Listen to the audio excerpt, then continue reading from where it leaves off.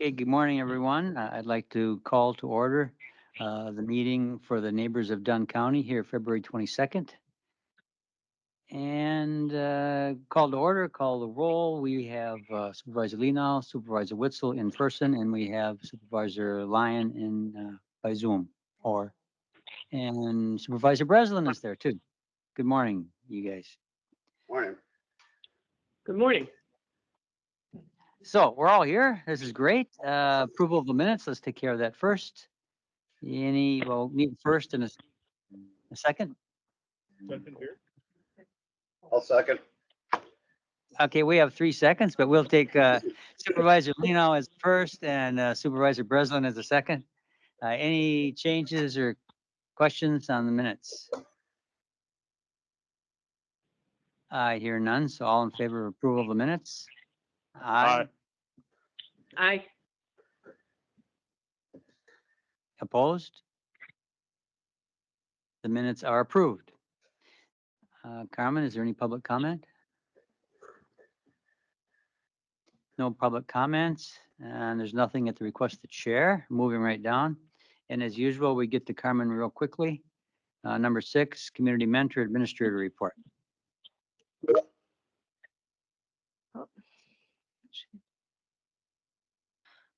All right. So before we get started today, the one other thing that I was going to mention is I have Laura Briesmeister here with me today. She is our Director of Social Services and Admissions at the Neighbors. She will be helping with these meetings while I am on maternity leave. So she is here just to observe and kind of see what we do so that she isn't just thrown to the wolves on the first try. So.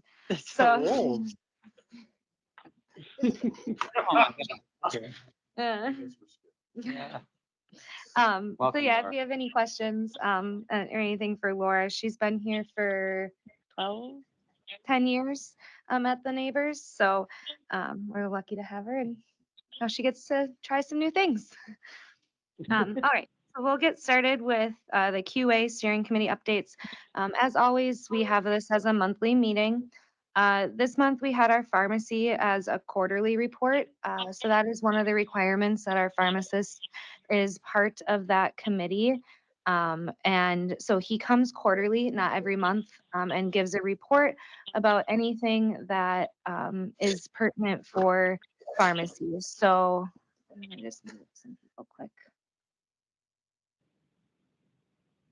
There we go. So that report is given and it goes over anything that would be trends of pharmaceuticals. If we have things that are outside of the normal ranges for anything that is a controlled substance, so psychotropics, anything that would be like an antibiotic, something that gets looked into deeper than our normal over-the-counter or regular prescription drugs. He just does a report on that to see trends of compared to our past situations as well as compared to state and national averages. Because there are things that are looked at that you shouldn't have higher drug ratings than other facilities, things like that. So he does that analysis for us and then also looks at when there are recommendations to change medications, if they get responses from the nurses on that, or if the physicians agree with the changes. Just look at different trends all related to our pharmaceuticals. So that report, like I said, is quarterly. So he gave that. There was no concerns.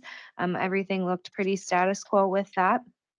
And then we had the regular reports that are every month for the QA, and nothing outside of the norm came up from that as well. Any QA questions? This has to do with the. Wait here, Mike. Oh. Supervisor Leno. Hey, does this have to, this is part of the employment activity report then, or? Nope. So this is Quality Assurance Steering Committee. So that is QAPI, which is the Quality of Improvement Planning, basically. So it is Okay. Quality Assurance Performance Improvement. It's a federally mandated program for all skilled nursing facilities. So we have to meet at a minimum of quarterly. We meet monthly, actually, but and we just go over things that would measure quality and then work on performance improvement plans if things are identified. Okay. Now, is this just in-house, or is this somebody from the state or the federal government that does also involved in this quarterly meeting? This is in-house. This is in-house, So it's okay. in-house. They do review it every state survey. So every time the state surveyors are there, we get basically an interview about how we do our QAPI process. And then it's actually something that is protected information from state surveyors. So is one of the few things that if they ask us, what are you talking about in QAPI?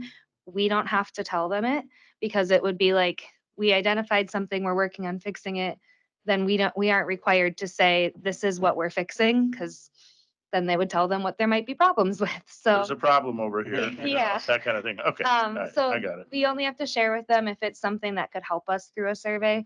But we do have to share what the process is. So they just ask questions about who's involved in QAPI meetings. They ask for attendance logs and things like that. But it's just required that we do it. But so we go over a bunch of different things every time.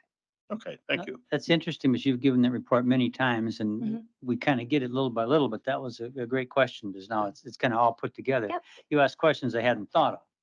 Yeah. Okay, thanks. Thank you, Perfect. Supervisor Lino. Not anymore.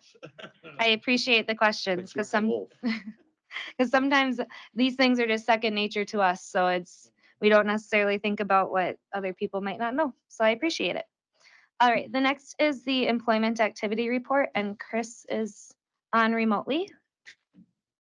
Good morning. So in your Oh. packet was, hello. So in your packet was the January employment activity report. Types of recruitment, pretty much the same. I did post with job service. In February, I did do a couple of job fairs. Those had a very good attendance.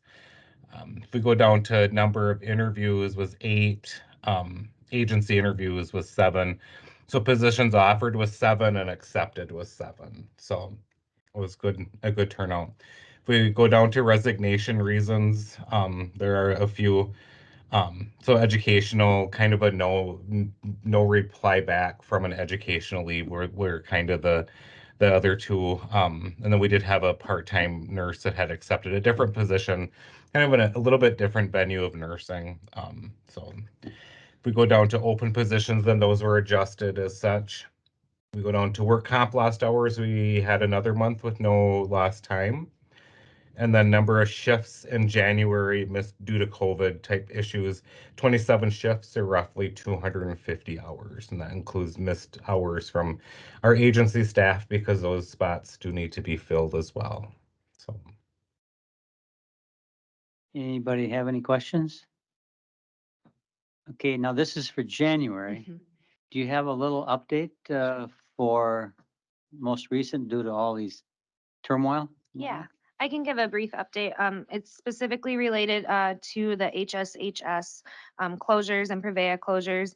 Chris did mention that he had been to a couple job fairs. That's part of this. The Department of Workforce Development out of Eau Claire held 2 large job fairs in Eau Claire over the past couple of weeks, which Chris attended both of those, which had hundreds, if not, I don't know if we might have reached thousands of people at those job fairs.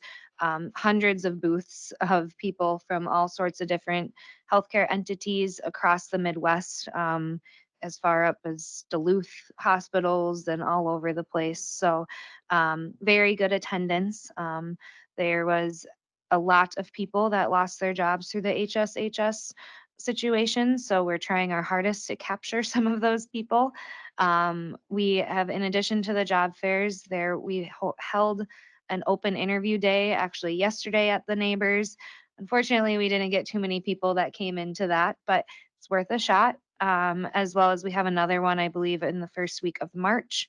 And then we've also created a promotional video with Krista Vind that from IT that was done a couple weeks ago. And then we were also on the radio and the news with a press release related to the open interview days. So that's all good things to get out there. I don't know if any of those things have necessarily brought any applications, but we have had several applications and interviews specifically for RN positions. So most of those were in February, so they didn't hit this report. I believe Chris might be able to correct me if I'm wrong, but there was 5 or 6 RN interviews over the past couple of weeks. And all of those had offers out there. We did have 1 or 2 that declined yesterday. One was going back to school instead, and I think someone else had another job offer, I believe in a different hospital setting, which is not uncommon. Hospital nurses typically want to stay in hospitals, but there is going to be a point where the hospitals don't have openings, and people will eventually also have to decide if nursing home is the next thing they want to do. We're waiting on responses from a couple of those nurses. We have gotten a couple of acceptances already. So we will have some nurses starting. We did have one already start. She's actually a returning nurse. She had worked for us previously before going to HSHS, and now will be started working for us again. So that's a good thing too, because that saves on some training time and familiarity as well. So it's been a positive thing. Unfortunately, we have not had any CNA interviews from this, but the hospitals don't utilize as many CNAs as we do. A lot of the nurses do what our CNAs do in the nursing home. So we aren't surprised by that. There are some CNAs, but not nearly as many as there are RNs. With I a have couple, kind of, sorry. go ahead. Go I ahead, kind of Chris. have a feeling that the hospital CNAs will probably be the last ones to go. You know, if you think about how they operate, I would assume that they'll be the ones that are kind of there till, you know, it's pretty much done. So I don't look for very many of them just quite yet, from the vibe I've gotten from like chatting with the nurses and stuff at the job fairs. Thanks, Chris. So yeah, so with the when we had all of our interviews originally, if everybody had accepted, we would have been to the point that we, with our current open houses and everything like that, would have been nearly full for RN positions. I think we would have had 1 position left it was like a night shift part-time position, would have been the only one that would not have been filled. We did have a couple people decline offers, so they're not all full yet. But we do have most of them either out there as offers, or we have had a couple of acceptances. So moving in the right direction. So the HSHS closures was a detrimental hit to our community, but there is a little bit of silver lining for us in it. And the ones that have declined, I mean, the door is still very open. You know, they didn't decline because they, you know, didn't completely like us. They were trying something else out. So we've had that dialogue with them that, you know, if it doesn't work out, please reach out to me, you know, type thing. So Well, that's a good report. It's nice to have a little insight that you've given us there too, Chris. Appreciate it. welcome. Quick question, if I may. Yeah, yes, sir. Just wondering, how many agency RNs do we have currently working? 3, Three, okay, 3 and 3 LPNs, I believe. okay. And then if we get these hires, they get terminated, or how does this work? Or, Their you know, contract, we would get them in and get them trained, and then we just wouldn't renew their contracts at the end of the contract, typically is how I would imagine it would work. Depending on timing. So Okay. agency staff are on typically long-term contracts of 10 to 13 weeks is what they are. So then With us? with us. Okay, And then what we typically do is if they're a good agency nurse or CNA and they're doing a good job, they fit well, we would renew their contract because it saves training time and things like that to have people that are there longer than that. So in this scenario, if we had new staff coming in that were internal, that could fill those spots, we just wouldn't renew the contract. If for some reason timing didn't work out and say we had just renewed a contract, we can give a 2-week notice to the agency to term a contract. okay, so that it's not that we're like, thank you very much, here's Betty, your replacement, doors here. No, Okay.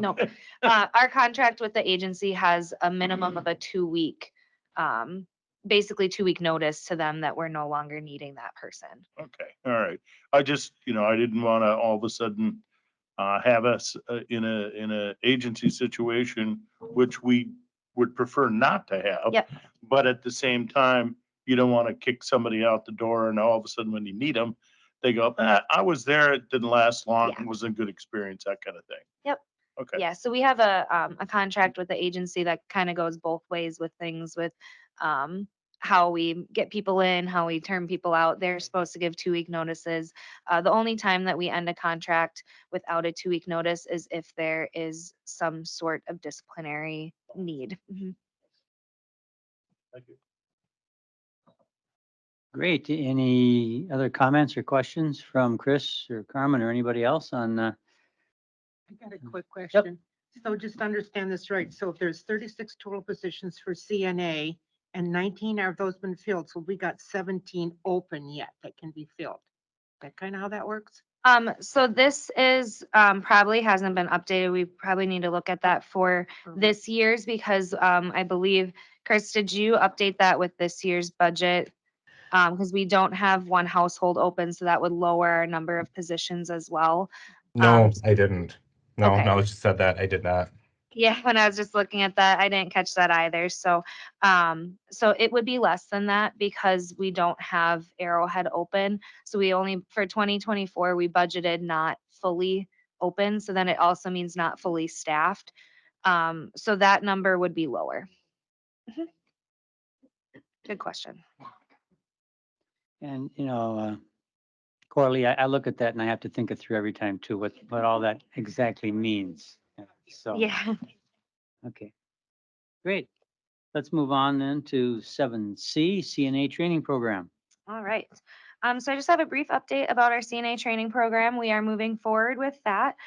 So there will actually be an open house next week at the Neighbors for the CNA training program. Basically, the people from the company that are doing that will be there. People can look at the space that's being used, see how they're going to do that. So they will be there. I believe it's on the 29th. In the afternoon to just talk to people if they want to.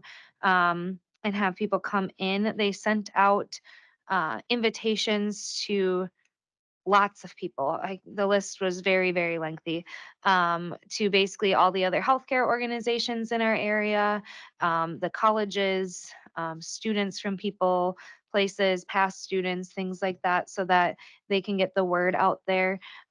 So similar to how we actually found out about them is that they had reached out to all the organizations and things like that. So that we toured the one that is in Chippewa. So people could tour here. So that will be next week. And then the first classes are slotted right now to start on a March 11th. So coming up really quickly. Those, I believe, have people already signed up for them through the instructors. So we are really excited. Wow. Any questions? Do you have full class then, or how many do you have in a class? A class can be as many as 8 to 1 instructor. So that's per state statute that you can have 8 students per instructor. So they're starting out by having just 1 instructor, 8 students. If they get enough people or enough interest going forward, maybe even in the summertime, because kids are out of school, things like that, they might try to do 2 instructors and have a bigger class, but starting at 8. Okay, that's what you have right now is 8? Is there 8 signed up? I don't know how Oh. many are signed up because they sign up through their website. okay. It's separate from us, but I know they have enough people interested is what they told me to hold a class. So Supervisor Witzlaw, are you looking to renew your CNA license? Oh, okay. We're done. Okay, anything else on that? Questions? We're not ignoring you, Sean and Barb. I think because I had No, muted, We're good. I had muted Barb because there was a lot of extra noise and now I can't unmute her. So I don't know if she. Oh, okay. So Barb, if you would like to say something, you need to unmute yourself. I'm sorry. I just didn't want there to be a ton of background noise. So Barb, can you respond so we know you're able to communicate with us? Yeah, Okay, good. I'm Yep, listening. we Should got I, you. should I mute myself again because of background noise? Yes, you go ahead and mute yourself. I just wanted to make sure that we didn't lose you. Oh, no, wait a minute. It told me how, I got instructions about *6 to, I can mute you, Unmute. Barb, as long as you know Oh. that I muted you and you can unmute if you want to talk. perfect. Thank you. This first I time will I've done do this. that. Okay, Barb. Okay, 7D. Resident referral report. So actually Laura's the one who prepares this report. I can go over it so she knows what I normally say. But this is actually her report that she prepares. So at the beginning of January, we had 104 residents at the neighbors. We had 102 referrals this month. We admitted 9 residents. We had 93 that were not admitted. At the end of the month, we had 102 residents at the facility. We had 0 transferred to another facility.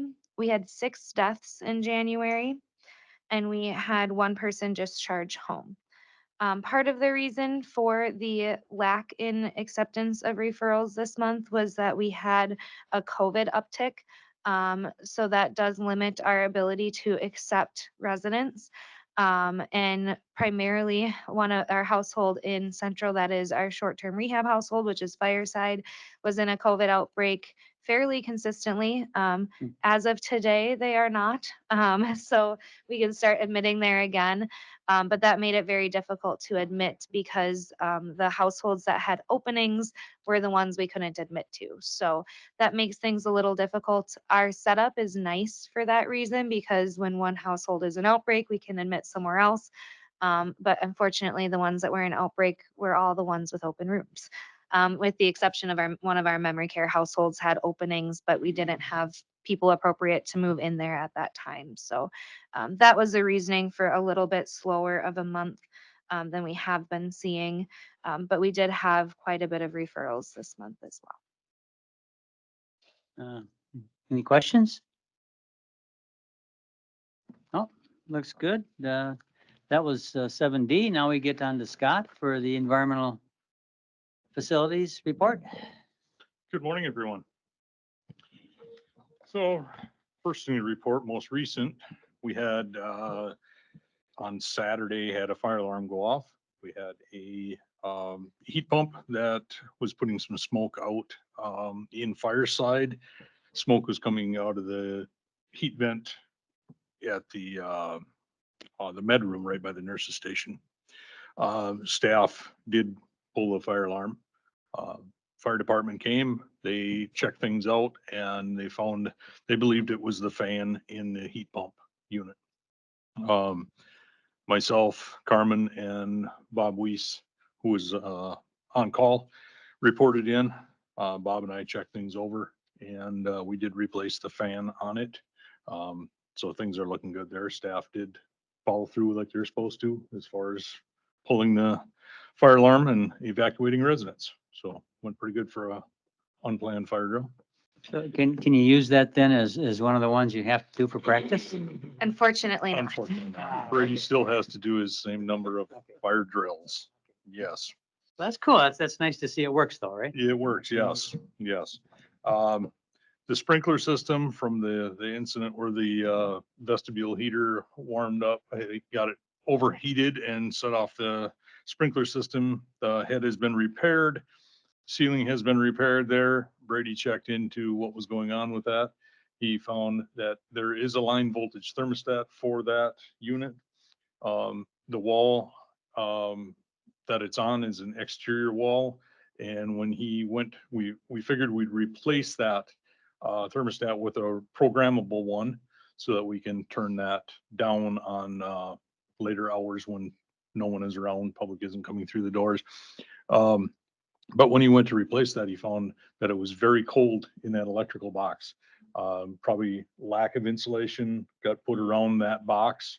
And when it got cold outside, that may have made that thermostat not get satisfied and keep that heater running. So we replaced that. Brady insulated around that box with some spray foam insulation in there, got that better. Also installed a vent in the ceiling so that that unit, if it builds up a lot of heat up above the ceiling, there's venting there that can possibly come down and get out of there. Better circulation in there. So that should help things out. So that's coming along well. I currently have the old garage doors on Wisconsin surplus auction. The auction is ending in 40 minutes or so there. So recouping some dollars out of those. Currently the door from the central building is at $500. The one from east is at $90 and the one at west is $80. So we're gonna recoup some, saves recycling. Hopefully they go up higher than this in the next 40 minutes. They usually do, but in the process of getting those sold. As far as the bus, I did get notification that the bus is ready to go. Working through the, getting the payment over to them. Once payment is to the company, they will arrange delivery of the bus. That's all I have at this point. Anybody have any questions? Supervisor Witzel? Do you know delivery for the money, how long that's gonna take, or? I do not. Jane will probably be able to give a report on that, an update on It's it. our next agenda item. Oh, okay. It just impresses me how many different things you can do to keep costs down and to repair yourselves and not just, oh, we replace a thermostat. You kind of looked at it and made it so that you're not going to have a problem again. So yeah, it always impresses me how well you guys do. Thank you. Appreciate it. Okay, then let's move on to, well, what's next? A bus update. Yep. So as Scott shared, the bus is ready. So we're really excited about that. It's been a long, long time coming. I think we actively started fundraising for the bus in some way or working on a plan for this 5 years ago. And then really actively started working on it 3 years ago. So we are very, very excited for the bus. And I am sure specifically our activities team as well as our maintenance team are very excited for the bus because the old bus has a lot of issues, and our residents too.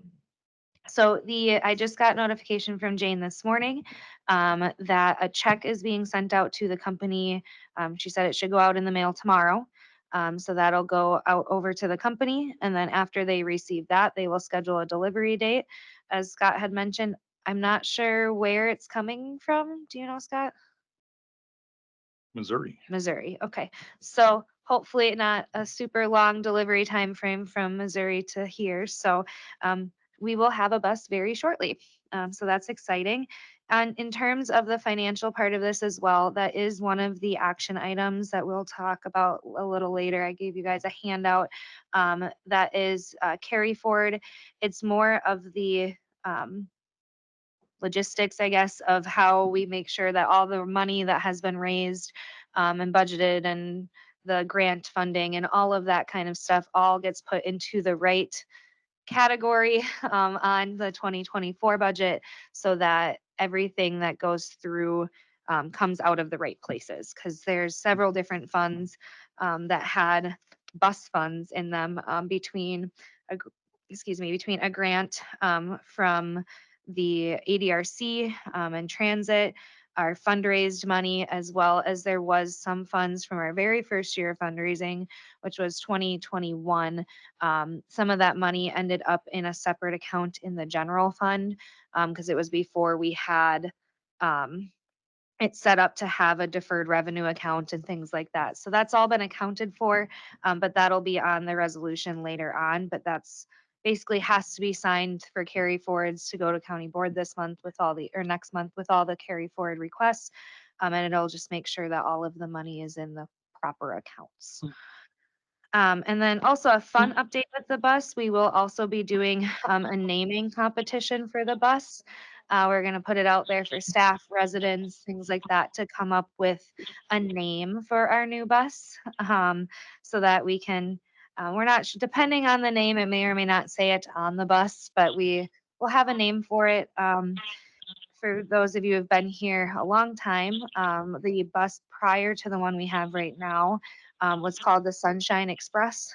So it had a fun name. Our current bus, I don't believe, ever had a name, but our new one will.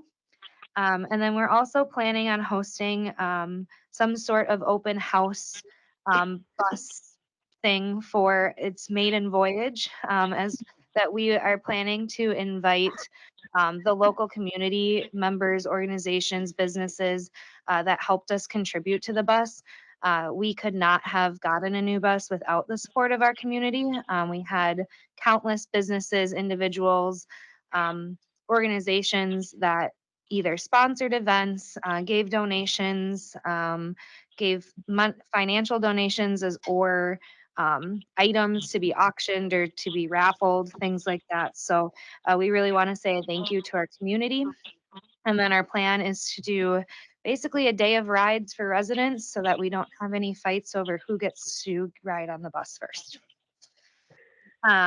So we're all very excited about the bus update, and we can't wait to have everybody see it. Chris? Supervisor Lee. Sorry, Carmen? Barb first. Go ahead. Yes. Thank you. Carmen, I was just curious about, been a long fundraising campaign for the bus.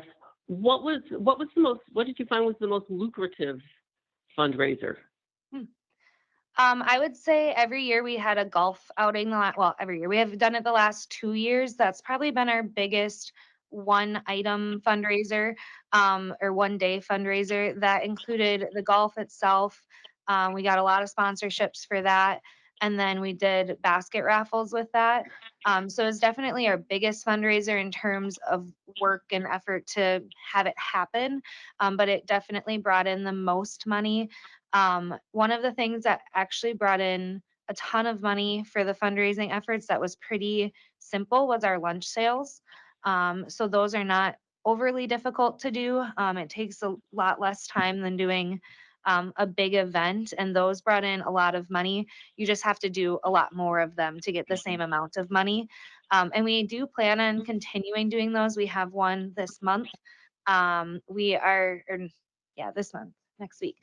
And we are working on doing some new fundraising efforts. Our next thing that we're going to work on is we're naming it outdoor beautification, because we have a bunch of outdoor projects that we want to get done. We need new gardening beds for our residents. So we have raised garden beds, some landscaping stuff that is more than the normal, working on some of the flower beds and things like that. So doing that as our next fundraising effort. Great, thanks. Okay, Supervisor Lena. What color is the new bus? It is white. It is white. Oh, Mhm. okay. Well, my idea for a name just went out the window. So what's going to happen with the old bus? I believe it will be auctioned on the surplus site. Great. Yeah. Okay. We jokingly asked the sheriff if we could have a really big bonfire, and he said no. Okay. That's great. We have that. Let's move on then to consideration for action to be taken by the committee. The first up is review of vouchers and financial reports. And I see Jane's picture just popped up. Welcome. Hi, good morning. Carmen, can I share my screen? I think Do I have to give you permission, or I can you? think I have it. Oh, perfect. Is it coming up? Yep, we see you. Okay. So I'll take it in order in that it is in the packet, even though we usually do the graphs first. So this is the end of the year 2023 numbers. Not written in stone. We haven't had our audit yet, but this is what we have so far. We are pretty sure that all of the expenses are in, and certainly all of the revenue is in. So intergovernmental, that's a supplemental payment line, which we aren't expecting We didn't meet our budget because the rules kind of changed halfway through the year, and we didn't get any extra supplemental payment after the beginning of the first half of the year.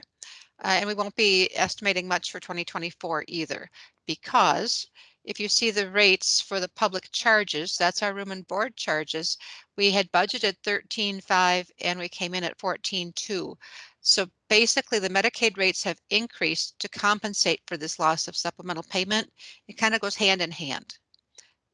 Even though our census was much lower than we had budgeted, our revenue was more. So what the state does with the Medicaid rates throws off our budgeting process because they come in after we budget. So, but that's not a bad thing that they increase the rates. We'll take what they give us. Any questions on that so far? Just so the decrease in the supplemental and the increase in the Medicaid, we're coming out a little bit ahead. Well, we're about $500,000 lower here and about $700,000 up here. So yeah, a little bit ahead. And going forward, it'll be the same thing? I imagine it will be. Okay. I'm just curious. I know you can't predict the future. Yep, and I do have filed with the state an appeal for our rates going back to July of 2023 because their rates are not the same as our calendar year financials. That won't be determined for another couple months because of well, the auditor told me that not everybody has their final rates yet. We do have our final rates starting July 2023 going for the next year. Not everybody does. That's how far behind the state is in establishing final rates for nursing homes. That now they have interim rates, but no, but not everybody has final. So at least we've got that. I believe in January, there was still a third of nursing homes that did not have their final rates. They always start with government homes first because of the supplemental payment, but there is a third of the privately owned homes that had not gotten their rates yet. So Okay. Okay, so no surprises here. Right, right.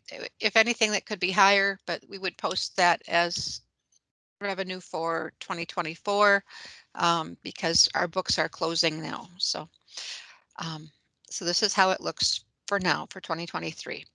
Miscellaneous revenue is the mostly the senior meals, which we'd budgeted higher.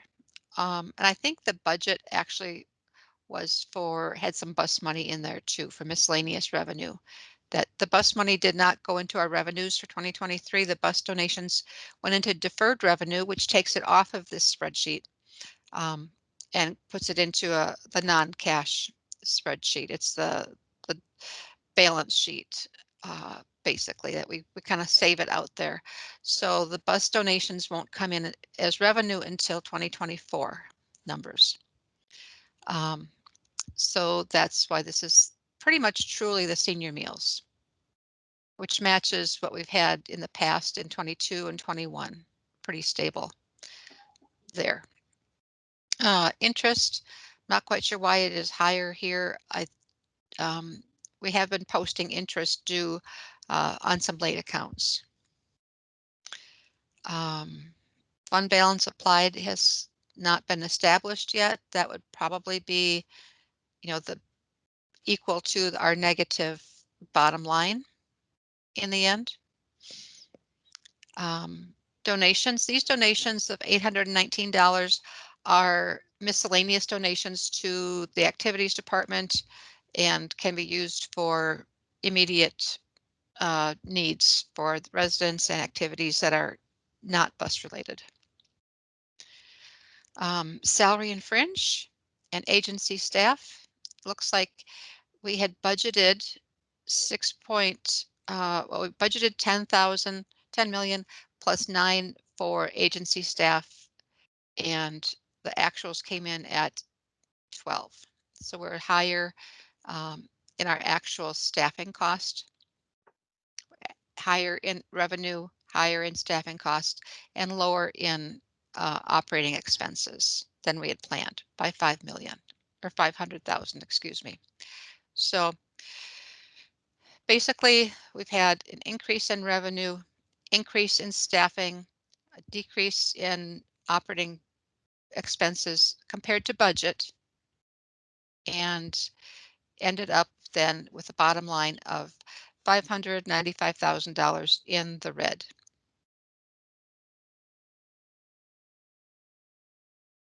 Which is better than 2022. And then the COVID money held us through 2021. So, yep, that's, we had anticipated it looking worse than this. So I'm thinking this is a success, considering COVID was still hitting us hard at the beginning of the year. It's still limiting the admissions that are taken. So COVID is still affecting our revenue. And for specifically Supervisor Leno and Supervisor Lyon, when she's mentioning this is better than what it looked like when we were going over financials about halfway through the year and throughout, we were actually predicting about a $2 million loss. So we have seen a drastic improvement compared to what we had originally projected for the end of the year. Yep. And agency staff really didn't increase a whole lot over 2022. It was 5.3 and it's 5.6 now. With wages increasing and the fact that it was very competitive in 2023 trying to get agency staff. I think the trend is going the right way, or it's going the way that we'll hire more people, like Chris and Carmen said. And that really does affect the bottom line. Okay, any questions?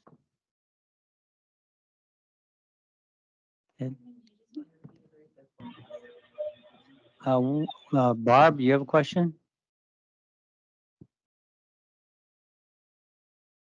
I think she removed No. herself. Okay, thank you. Carmen, I don't, sorry, I get notices that I'm no longer muted, so I don't know if you're hearing me. we No, hear I- you I- right now. Okay. No, I'm really impressed with the fact that it's not going to be such a big deficit. That's a win. So if I can give one more description of something else we're working on. So I've talked about this a couple times, but as a reminder, and I don't know if I talked about this since our new members have joined us. But as a group, Jane, myself, Beata, Chris, and then Jenna from HR is also involved sometimes in these calls, have been working on projections for the 5 years to come, working on looking at what is sustainable, what is breaking even, what it looks like with the different things that we can predict. So things like the supplemental payment, changing that down to not predicting having that anymore, predicting having higher rates, looking at census in a realistic prediction, as well as the cost of staffing, and projecting out for the next 5 years. So as you can see, compared to last year, as well as compared to what we had projected for this year, we are going in the right direction. And based on our forecasting for the next 5 years, that will also continue to be going in the correct direction, either of having less deficits or being in the black in the next 5 years. And that is something that we are updating regularly as we have more information. It is still a best guess. As things changed this year, we had no way of predicting what was going to happen with supplemental payment this year, so things can change. But as those do change, we update that spreadsheet and then look at what it'll look like going forward. Yeah, thank you. That's good to know that as planning. Yeah, if we had the same supplemental payment, we'd be in the black. Mhm. Yeah, so I can see the difficulty here.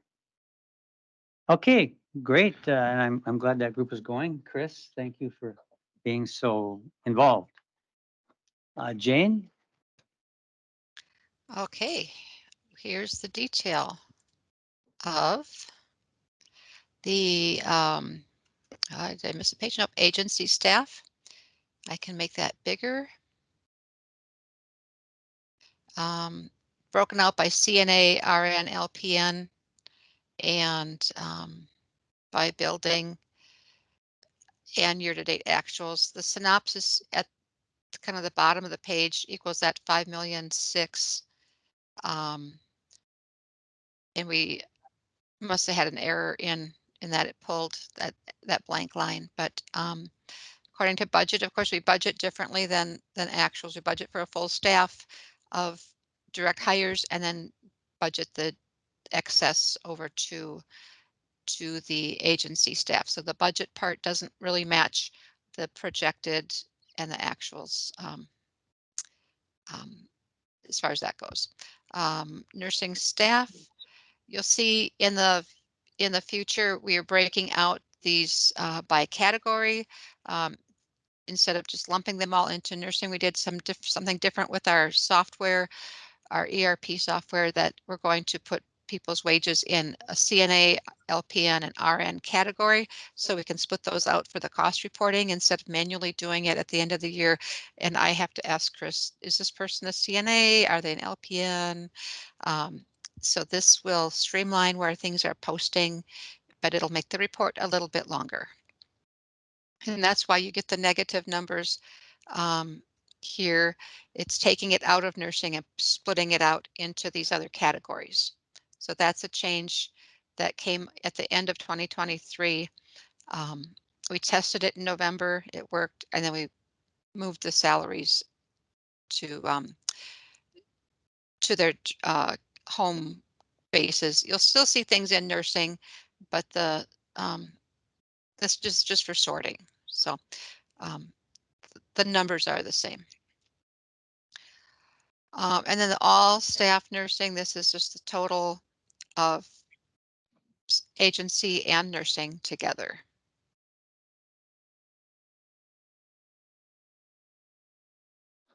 Any questions on that? Nope. Doesn't Okay. look like it. Okay. And this is the meals. Senior meals are a little bit lower. We're, I can't remember if we raised the price on senior meals for 2024. If we did, it was just a small amount. I know in 2023, we had a larger increase in senior meal prices. So the revenue and number of meals should be pretty stable for next year. We increased just by inflation costs. Like a 3%, yeah. And depreciation has been posted for every month, so that is in there. Next slide is popping up to January of 2024. The aging of what we're collecting. We had a good month. The aging went down. It was kind of high for a while with some just staff were out on vacations, and then we had an increase in volume as well. But we got a lot of things cleaned up, and in January the aging was lower. We do have a software gosh, short on words here. We updated some software in our billing area, and it's automatically sending out the bills for the secondary payments now, the secondary insurance, which really helps. As we see, we did that, I think, in November. And so we're not going to miss anything, and nothing will be late. Those payments should be coming in sooner than us having to manually click the computer and say, send that bill. So that improvement will help us collect more money and collect it faster. Supervisor Lino has a question. Yeah, just a quick question. I see the deep blue line here at over 365 days late, I'm assuming, Mhm. on a payment. And it seems like they're very consistent, that same group, September, October, November, December. Excuse me. Is that pretty consistent? That know, is we have That- bills that late? That represents people on payment plans that, let's say they came to us, their Medicaid didn't get approved, but yet we can't discharge them, so we're incurring a debt. And then once they get Medicaid, then every year after that, or every month after that, we can apply their resident liability to their amount due. So it is collectible in very small increments. So we keep it on our books because we are collecting on it. And then if they pass away, then we would have to write off that balance. But as long as we can apply their resident liability to that overage, we can still collect. So we keep it on our books. It's doubtful aging because if they do pass away, it would have to be written off. Okay, so it seems like a constant then, that we Mhm. have that level of non-payment. Then. That's Right, pretty right. normal. All right. Yep. And we just had one person who did pass away, this example, and there's $26,000 that will have to be written off now because they're no longer contributing that $1,000 a month to reduce their debt. So that's the example, I guess, of today. So that will get smaller, but But being charged for 7 or 8,000, right? So right. this would, Yeah. yeah, so this would have been the charges they occurred before they went on Medicaid. Oh, okay. It typically happens in divestment cases. So someone gave away money and then they don't qualify for Medicaid. There's issues with that. That's a typical one that we see. So they were private pay and then went on Medicaid and they owed us a private pay bill. So we're Mhm. getting paid for their current stay, but it's payment that's due to us from them from before, Okay. if that makes Okay. sense. It's an old bill, Yes. basically. All right. But we don't write it off or write it down until we absolutely have to. So we're carrying some balances. Yep. And the blue is the current stuff. The Medicare, we can't bill for the newer members. Nursing homes have to wait until the end of the month to bill that whole month, where hospitals can bill their hospital visits every week, every day they send bills out. Nursing homes need to wait for the end of the month, collect the therapy charges, the pharmacy charges, and send one consolidated bill in. That's also how Medicaid works. We can bill Medicaid a little more often, but generally once a month. So this blue line will always be pretty high because we're always, a month behind in getting our money in. And then this orange line represents generally the coinsurance. That is yet another month behind. And then these yellow, gray, and greens are either some late payments that are going to end up in the blue or claims that we're having a hard time processing. But blue is good. Blue and orange are what we want to see most of.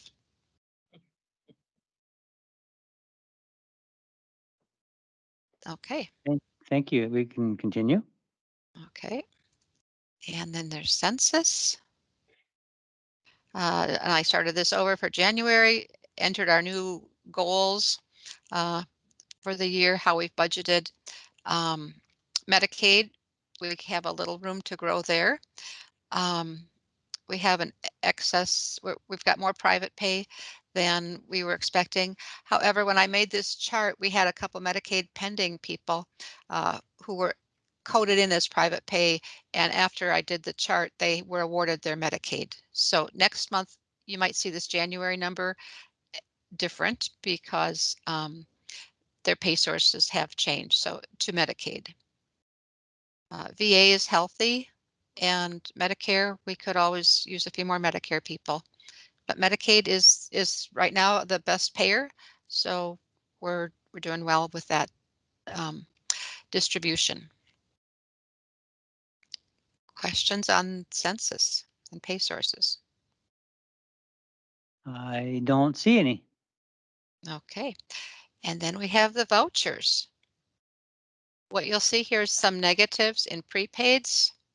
We've paid some insurance charges. We've paid some annual charges, like Relias Learning is our, the education for the nurses that we pay once a year, some other, bigger charges. And then I will distribute those every month as expenses. So that's what those negative numbers mean. So in this case, parentheses mean negative numbers. Right, right, that they're credits that we paid a lot and then Okay. we're Yep, that was going back. perhaps a comment on something else. I'm sorry. You can continue. Okay, we actually paid RF Technologies and then we moved it over to prepaids.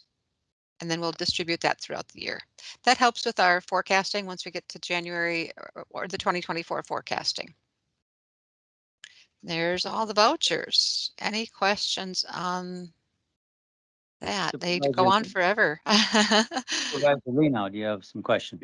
Yeah, I don't have anything specific, but I do have noticed as I was looking at this late last night.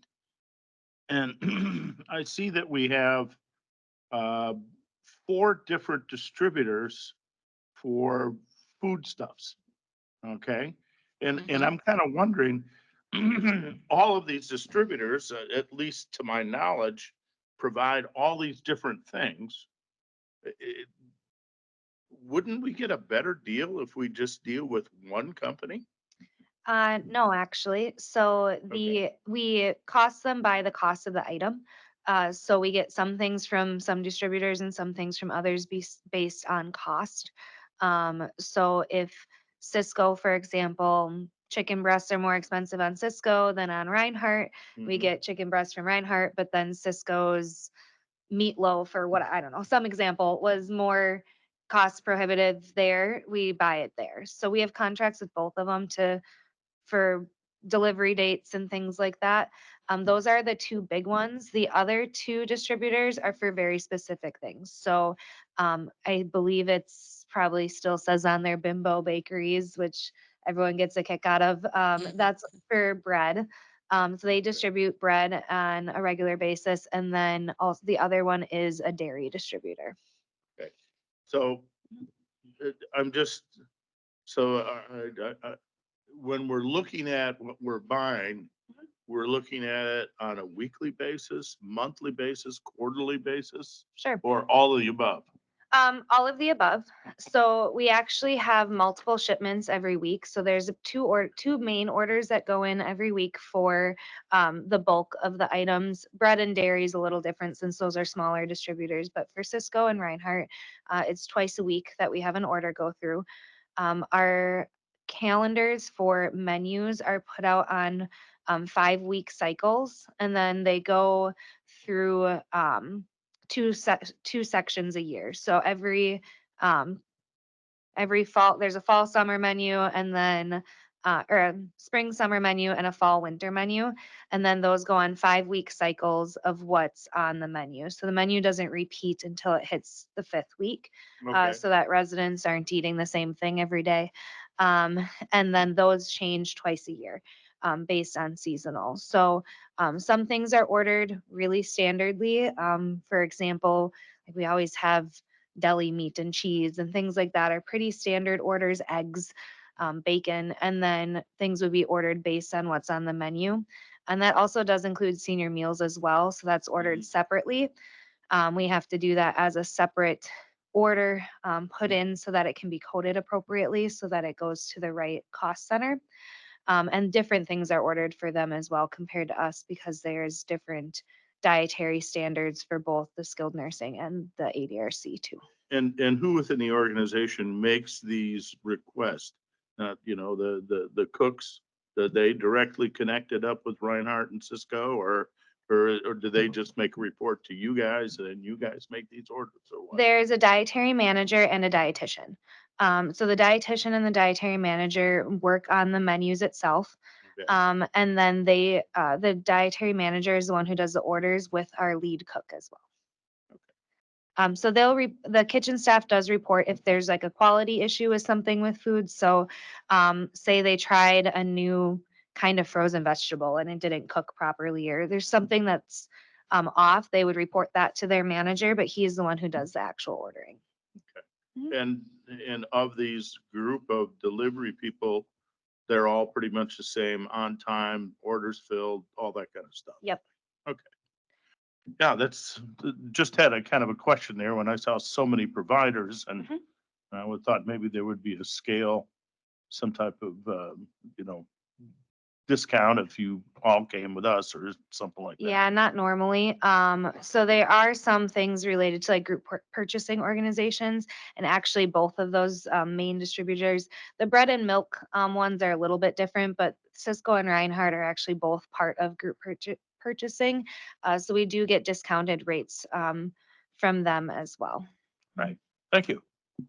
Supervisor Breslin did just put in the chat that he has to drop off of the meeting. Okay, thank you for being here, Sean. Take care. I was joking about parentheses a second ago, but on the second page, Jane, of these, have I just missed it, or having the parentheses in here new? That's, that is new, and Okay. it won't carry through for next year, or for next month. It has to do with the prepaids and Okay. moving things around. Yep, Okay, I got you. Now, I was kind of wondering. Thank you very much. yep. Or recoding. If I recoded something from subscriptions that should have been travel, you might see something there. Okay. Yep. And also the supplements, oops. I know it's very difficult for them to find the supplements for the residents, and so he's had to order off of from anybody who had them, regardless of the price, because if they had them, we had to order them. So that's another factor of using many providers. We at least have connection with all of them to get what we need. Okay, another perspective. Thank you. Yeah, Yep. there is, to add to that too, there is something to say about ordering from multiple providers that we ran into with COVID related things, that you couldn't order from a provider that you hadn't previously ordered from. So having multiple connections does help us in the case that we're in a pinch that somewhere doesn't have something. We had that happen for medical supplies. So we couldn't order masks from McKesson because we had never ordered masks from McKesson. We had ordered them from Medline and things like that. So that is helpful for us to have connections with multiple agencies. I have a question for Jane, going back to the aging summary. So anything over 365, that stays there until that it gets paid then, right? It's just constantly there until that bill gets paid. That, It, or we write it off if there's a claim that we're struggling with, and we've appealed it, that could be added to that. It's like a miscellaneous box of old things that we're either still working on or are still going to get paid, right? thank you. Anything else for Jane? And Jane, do you have anything else? Just that we're keeping busy with audit preparation. The financial audit for NDC starts March 4th. We have our own separate audit because we are an enterprise fund. So we get to have that special thing with us. And I'm pretty well set for that. I think it should go well. It's our second year with this auditing firm, and we're off to a good start so far. My staffing is stable. Um, the bus and the garage doors will be hitting in 2024. You won't see those on the 2023 financials, but the expenses for those will hit in 2024, as well as the other revenues. When you go through the carry forwards, we're going to show revenue from a grant, revenue from the donations account, that will offset the expenses. And as Carmen told us before, the bus donations, we're no longer collecting for those. The new focus is on the outdoor beautification. And that's it for me. And I have a 10 o'clock meeting I need to go to as well. Well, thank you very much, Jane. As always, you answer the questions very nicely, and you do a good job. Thank you. I think then we're done with 7A as soon as we get a motion to accept the vouchers and financials reports. So moved. Okay, we have a first and a second. Any other comments? All in favor, aye? Aye. Well, there's at least any nays? Okay, it passes. Pay the bills. Okay, now 7B, something we haven't had for a while. We carry forward in budget adjustment. Yes. So I passed these out in the room. I'm sorry, Supervisor Lyon, that you can't see it. But it is basically a document that shows where there's different money in terms of bus related funding. So it is both a carry forward as well as a budget adjustment. Because the money was all in different accounts in 2023. So it is a carry forward for that money to go into 2024's budget. And then it is a budget adjustment for 2024 because we didn't budget for the bus in 2024 because we were hoping to have it purchased and paid for by the end of 23. But timing wise, that didn't work out. So this is the paperwork side of purchasing the bus this year. So I can explain the numbers a little bit. So we have both the grant funding that was from the ADRC. We have the money that was raised by the neighbors fundraising events over the past 3 years. And that also included money that had about 13,000 that had gone into the general fund, or 12,000 that had gone into the general fund from 2021. It was labeled out as NDC fundraising money, but at that point we didn't have a deferred revenue account set up. So we had nowhere to put it. So now it's all getting put into that deferred revenue and then we'll all be paid out to the bus company for the purchase of the bus. So this will be, if this gets approved today, this will go on with the rest of the carry forwards from all the different departments and committees that will be reported at the next county board meeting at the end of March. Questions? Do we need to do these separately? The carry forward and then the adjustments? I don't believe so since it's all on one resolution. Okay, so I would look for a motion to approve the 2023 carry forward into 2024 requests and the 2024 budget adjustment requests. Supervisor Witzel moves and Supervisor Lino seconds. All in favor? Aye. Aye. Resolution passes. Thank you. All right, thank you.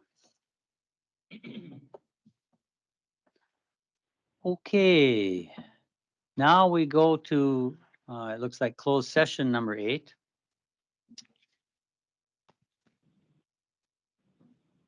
So let me make sure we get this straight. In order to go into closed session, I have to have a motion and a second in order to go into closed session, but no, Laura's going to stay? Yeah, Laura can stay. I think Chris wants to stay, yeah. Yep. Yep. And the other Christopher Anderson, He'll leave and I will take minutes. okay. Okay, so I need a motion and a second to go into closed session. Second. Supervisor Witzel moves, Supervisor Barb Lyons seconds. And we need a majority vote. And I need each of you to, as we vote here now, I need each of you to do a roll call vote. So if you're in favor, Supervisor Witzel is in favor, Supervisor Leno is in favor, Supervisor Lyons, Aye. aye, and Supervisor Aye. Knut is aye. So all 4 in favor. The motion carried unanimously. Now, the committee will now go into closed session to consider medical information of a specific person or to confer with legal counsel concerning strategy to be adopted with respect to potential litigation. And do we need, oh, she's going to close the doors for us. And I will stop the recording. I think we just need to report that we are now in open session. And no decisions were made and no action was taken. And then I think we can adjourn. Yep, next meeting Anything, yeah, next meeting? would be the 28th of March. Okay.